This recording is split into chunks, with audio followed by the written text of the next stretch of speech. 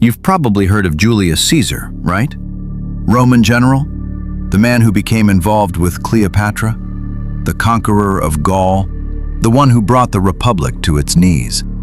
His name is everywhere, in our calendar, in our language, in our idea of what power means. You think you know this story. You don't. Because what no one tells you is where Caesar really came from. Not from the top of Rome, not even close. A minor noble from a family with an ancient name and empty pockets, raised in a neighborhood where Rome's elite did not set foot.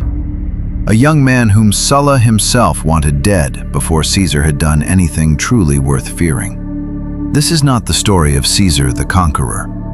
This is the story of how a nobody from the wrong side of Rome built the most extraordinary rise in the history of the ancient world. The Julii were an ancient Roman family. Ancient, yes.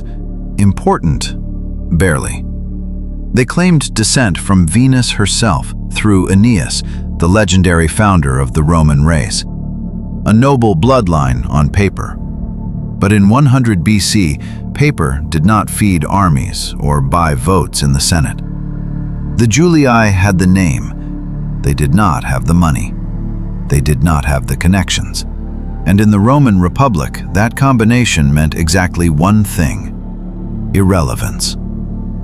Gaius Julius Caesar was born into that contradiction on July 12, 100 BC. Not in the shining marble Rome you imagine, but in the Subura, narrow alleys, 6-story apartment blocks that collapsed without warning. Butchers, prostitutes, loan sharks, and thieves as neighbors. His father was a praetor, a mid-level magistrate. Respectable, but nothing more. His mother, Aurelia Cotta, was by all accounts the more intelligent of the two, educated, disciplined, deeply involved in raising her son. When Caesar was 16, his father died suddenly, bending down to put on his shoes one morning and simply collapsing, dead before he hit the floor. Caesar became the man of the house overnight, with no inheritance worth mentioning, a family name with more history than weight. The Rome of Caesar's youth was not a stable republic. It was a city tearing itself apart from within.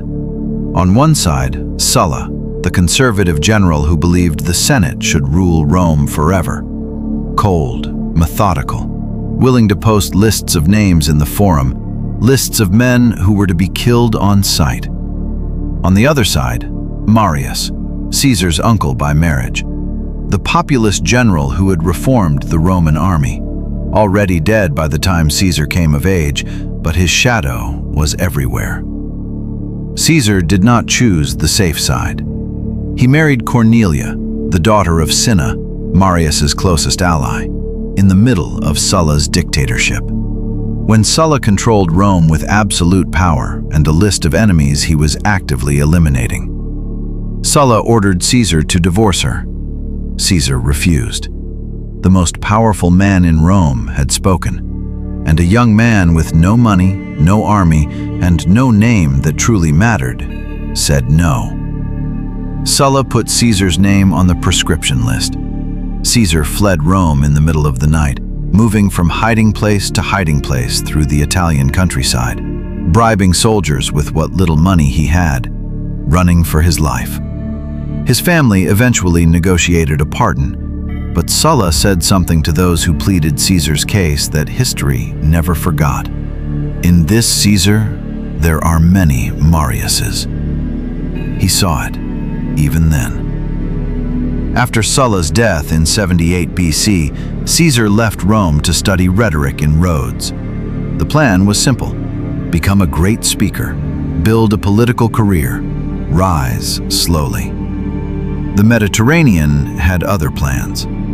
Off the coast of Asia Minor, Caesar's ship was captured by Cilician pirates.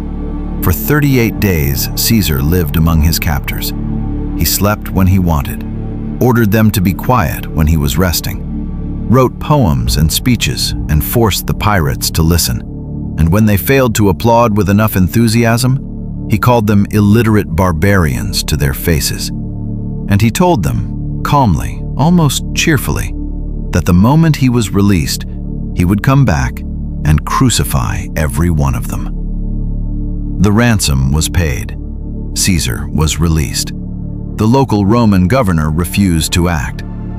Caesar did not wait for permission. He returned, captured them, and fulfilled every word he had spoken. He did, however, have their throats cut first, a mercy he had promised during his captivity. Caesar kept his word, even to pirates. Caesar returned to Rome in his mid-20s with no money, no political office, and a story about pirates that most serious Romans probably found embarrassing. He had not yet won a battle. He had not yet held an important office. He had not yet commanded a single legion. He had an ancient name and almost no real power. For now.